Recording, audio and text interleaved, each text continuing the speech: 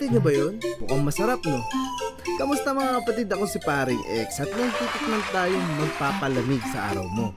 Nandito pa rin tayo sa gilid-gilid ng Divisoria Mall nang biglang may nakita akong makukulay na laman ng garapon. Ito pala yung mga prutas na pwedeng pagpilian sa tinda niya. May avocado, may saging na matamis, may kasama naman sago, may melon, may fruit salad, at meron din mango grahams. Ano yan? Mangga. Ano to? Pinatira lang. May nagpatabi. Oh, galing ah. At minsan pag siniswerte ka, meron niyang quitis eh. Saka super lolo. NANI?!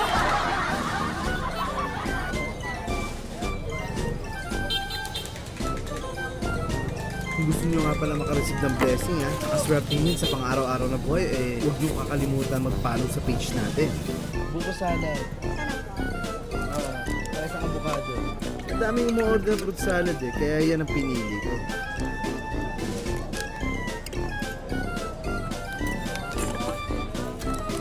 Tapos syempre yung avocado, napakaganda ng texture malabugris. Hindi mo na kailangan kagat-kagatin. Talagang melts in your mouth.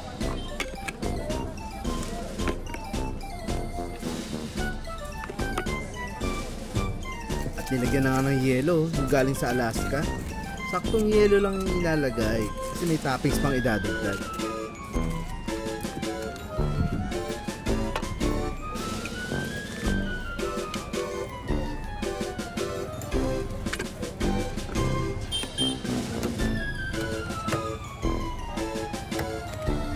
At hindi uso rin tipid-tipid sa gatas panoorin nyo.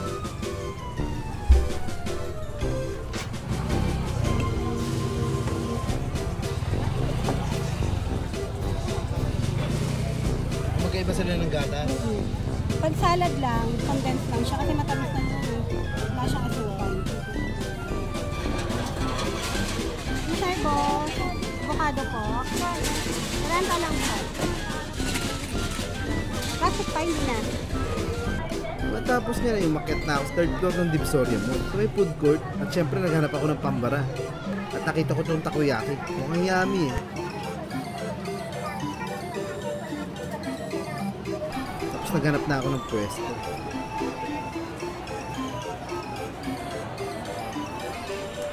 So ito na nga, tikman na natin. Unahin natin itong fruit salad. Napapapikit pa ako The best to. Super creamy and milky dahil sa condensed milk at evaporada na pinagsama. Saka yung mga pinaghalo-halong prutas, talagang panalo to. Ito ang paborito ko. Sunod natin yung avocado. Alam ko na matindi rin ito. Kasi paborito ko na to mula noon. Sobrang sarap nga nito talagang magi-gems ka.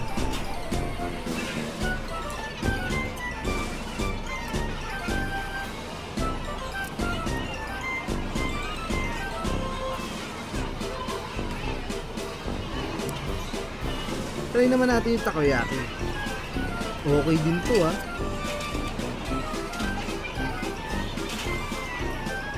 Medyo maalat lang, pero pwede na. Kaso may nanguya akong papel Pero kaya hinahanap-hanap ko sa bibig ko, tapos dinukot, pansin ko may nakasulat. Ayan sumali ka sa networking, dito ka yayaman. Kaya bigla ako napaisip Kinabahan na rin ako. Kaya uubusin na natin itong pagkain na to. Mamaya may lumapit pa sa akin.